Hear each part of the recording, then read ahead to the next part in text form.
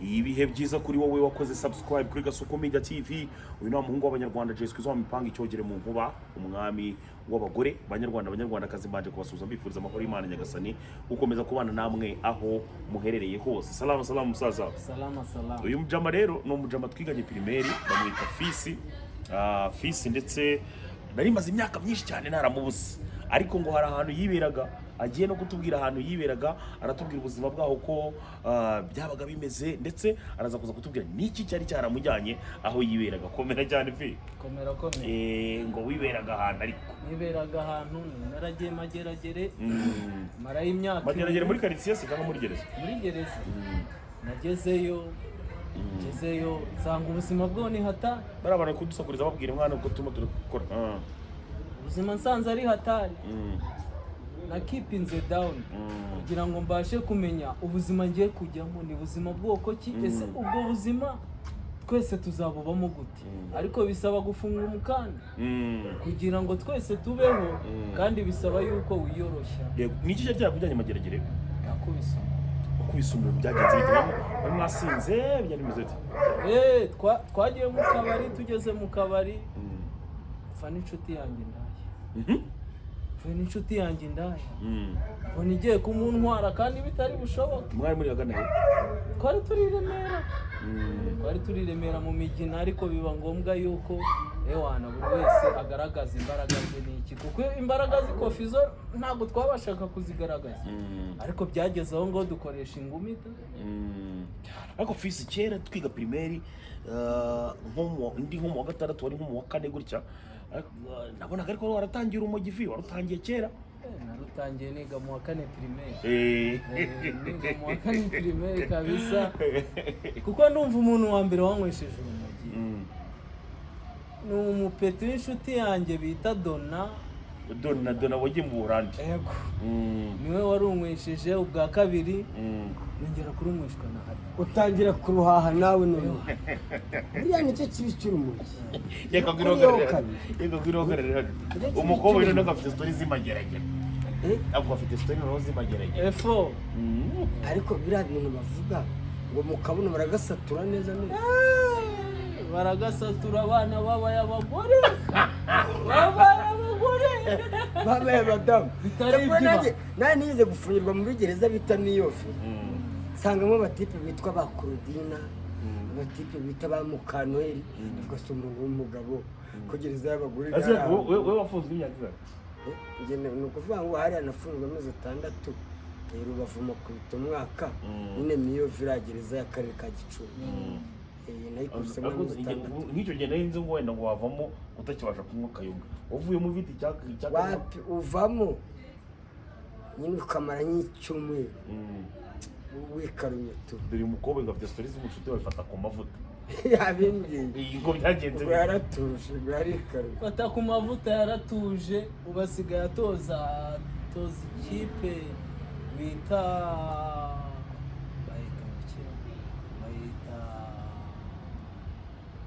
ni ikipe imwe fata ku mavuta nta n'ikintu cya danje yakoze, yazize umuntu.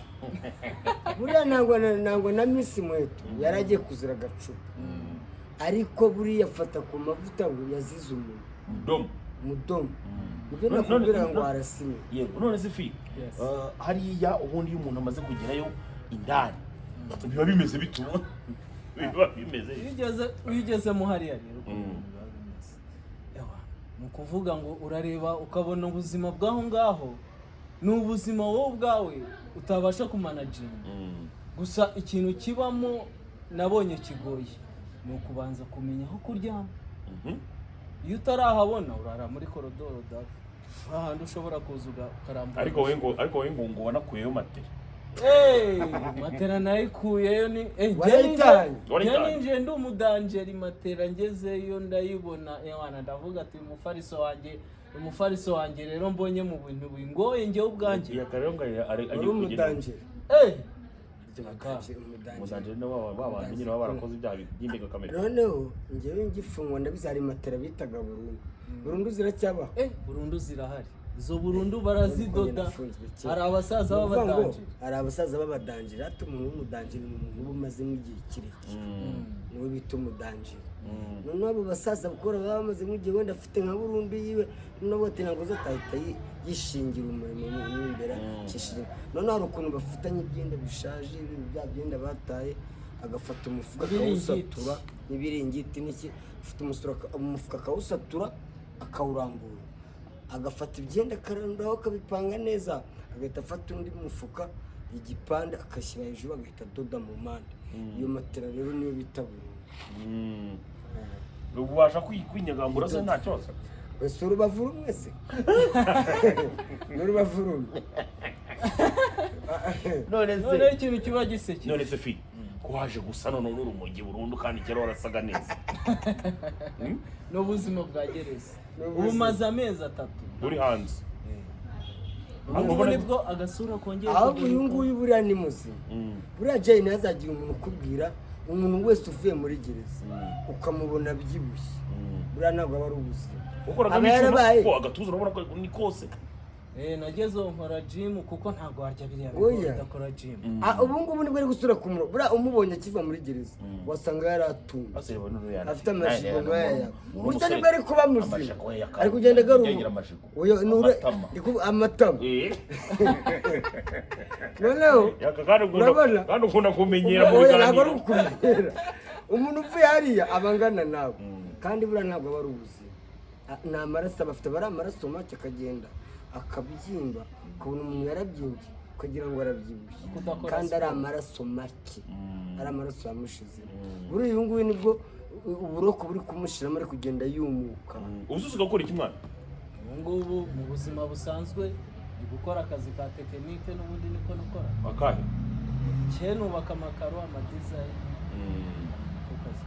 Yego. Ibiyobyabwenge ubona bicitseho burundu se cyangwa gake gake? Bicitseho kabisa. Winywera akayoga gusa? Ninywera agacupa, njya kwiryamira, ntabwo ndenza 2. Ufite umugore? Oya, nta mugore, ntabwo ndaje. Inda ze wazicitseho? Ko wavuze ngo wazize indaya? None se urumva wazira ikintu ukongera ukagisubira? Indaya wazize? Warayikubise? Narayikubise. Wagira ngo nari nanabizi, kandi se nabikubise. Ariko nagiye kwihagarika. Yazize urugomo. Kandi none wagira ngo nagushije ku ngingo. Sinakubwiye ngo igitsina gore ni danje. Ariko nari mbizi. Hari ukuntu ngiye nagusobanurira ikintu, ariko nk'abantu twirukiye imihanda ukabasha kumenya, ukavuga ati ariko uyu muntu ashaka suku byange bikunda arazira iki kintu tu. Kuko n'ubundi hari ukuntu twabonaga mu mihanda, hari ukuntu agenda yayagaye. Ndumva rero ibintu ugomba kwirinda, niba waranyuze mu rukiko kumva amategeko, wanyuze kuri parike ugera mu rukiko urinda umanuka, iriya hepfo baragusobanurira, wizewe byinshi kuko ririya ni ishuri, iriya niyo kaminuza ya mbere ubundi. Ubu ngubu ndumva waramenye ukuntu ugomba kwitwara hanze cyane rwose. Thank you so much. Komeza nyine gisi. None fi mfata ku mavuta rero ngo aragenda mu mutoza. Yabaye umutoza, asigaye yitoreza abahungu hariya.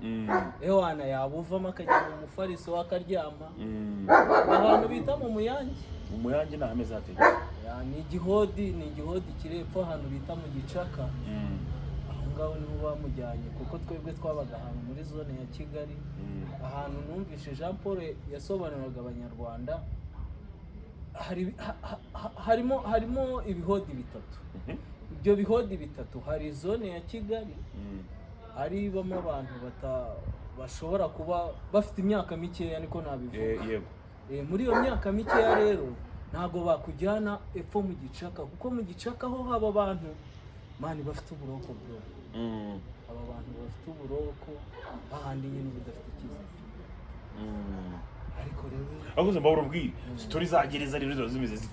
Story zagereza ni ndende kuko ugeramo hari ukabasha kumenya ubuzima muri ubuzima bwoko ki. Ariko iyo ugezemo hari ukamenya ubuzima ugezemo, ubasha no kumenya ubuzima bwiza wagakwirwa umuhanzi. Ndabona muri atatu rero kubera imbeho nje ku kamoto ewa numva imbeho iri kugenda nimba ari bya none se bikoresho umaze kwinjira tayari nyine mu kazi ubu ngubu cyangwa biracyarimo urashakisha ibiraka akazi ndacyari gushakisha ntabwo nkimeze nk'uko mbere nakora ariko noneho mbwira ukimara kugera muri gereza y'Amageragere ukaba ubizi neza ko uzamarayo imyaka 2 none nta taki bigeze ugira se y'urumogi taki bundi gushiramo ukiri burigade kuko byange bikunde RCC imaje kukubwira ati wowe uzamanuka kurumva ubuzima bwo hanze wabusezeye da ugahita umanuka ugatangira kwiyakira wongera gusubira gute ku mayoga n'ibimogi ukigira hanze agacupa rero ukuntu ugasubiraho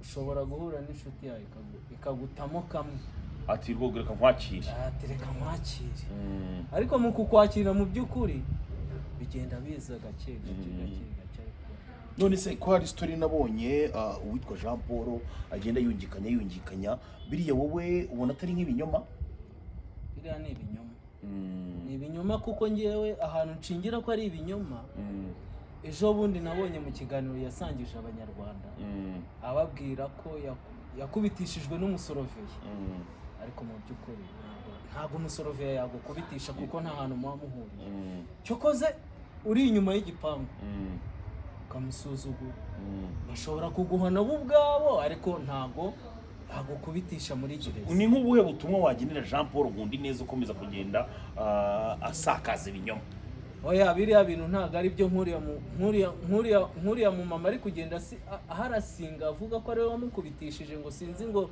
yatumye ba bushari ntabwo mpamya kuko ubuyobozi burimo imbere n'ubuyobozi bw'inyuma ya gereza ahantu bihuriye buri wese akora inshingano ze bro kuko ubu tuvugana ntabwo ngewe navuga ngo nje kureba Kasuku ngo ngiye kumurindisha umuzamu hano ngo umuzamu nasohoka ngo akubite Kasuku ntabwo biri bube kandi ari bugendere ku mategeko ya boss ntabwo ibyo bintu bibaho wowe niwe nk'uyu mwuga wigiyemo ngewe nize gukora utuntu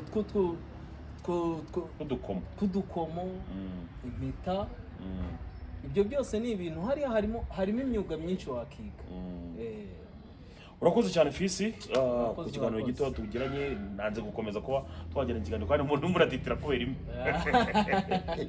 asante sana musa asante bro sawa poa